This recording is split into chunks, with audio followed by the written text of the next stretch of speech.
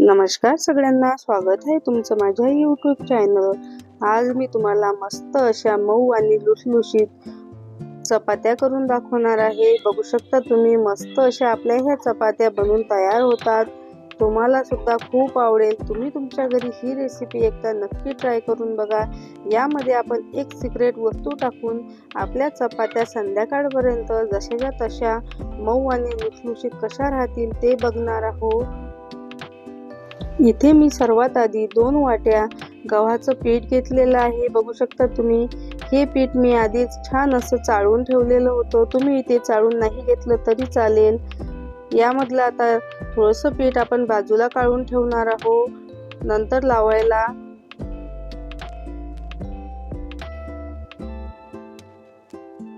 यामध्ये आता सर्वात आधी मी चवीनुसार मीठ घालून घेणार आहे। मीठ तुम्ही इथे कमी जास्त करू शकता। आणि त्यानंतर अगदी पोहे खाण्याचे 2 चमचे भरून तेल घालून घेणार आहे। त्यानंतर यामध्ये आपला सिक्रेट वस्तू म्हणजे आपण यामध्ये घालणार आहोत 2 चमचे दही। दह्यामुळे आपली पोळी मऊ आणि लुसलुशीत तर राहतेच आणि दुसऱ्या दिवशीपर्यंत सुद्धा जशीच्या तशीच राहते। छान अशी चपाती आपली बनवून तयार होते। त्यानंतर यामध्ये तुम्ही ताक सुद्धा घालू शकता।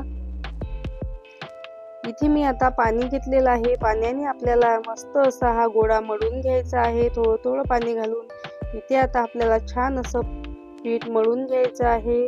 तुम्ही इथे जितकं छान असं पिठाचा गोळा मळाल तितकीच आपली पोळी छान होते।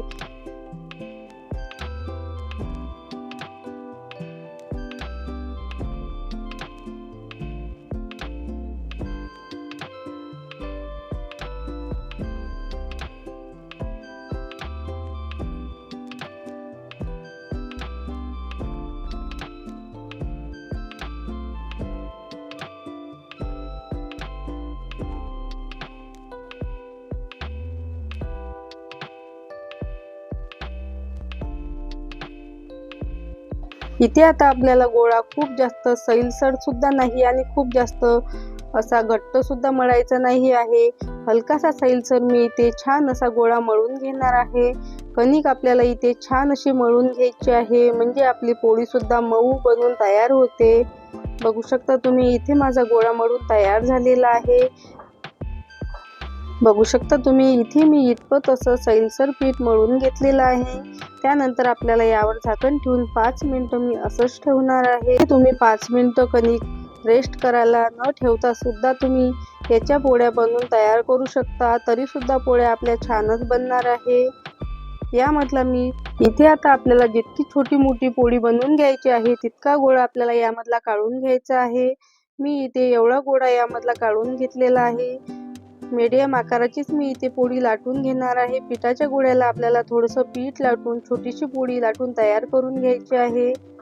त्यानंतर याला आपल्याला तेल लावून घ्यायचं आहे आणि घडी करून घ्यायची आहे। परत घडीला तेल लावायचं आहे आणि थोडंसं अगदी पीठ टाकायचं आहे आणि छान अशी घडी आपल्याला अशा पद्धतीने काठांना असं दाबून घ्यायचं आहे म्हणजे आपली पोळी फुगताना फुटत नाही।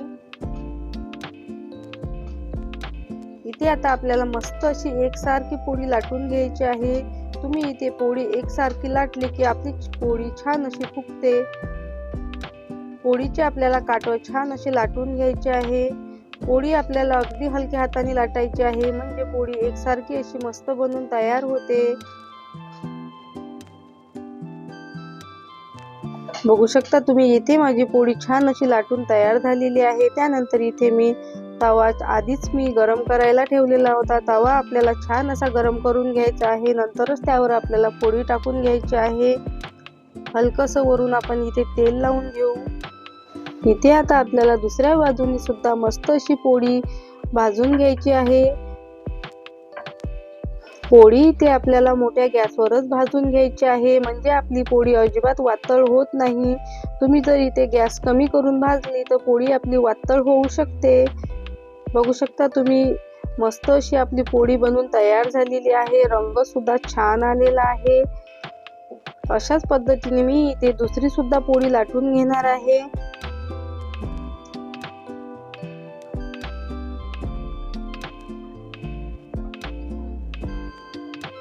अशाच प्रकारे इथे मी सर्व पोळ्या बनवून तयार करून घेणार आहे।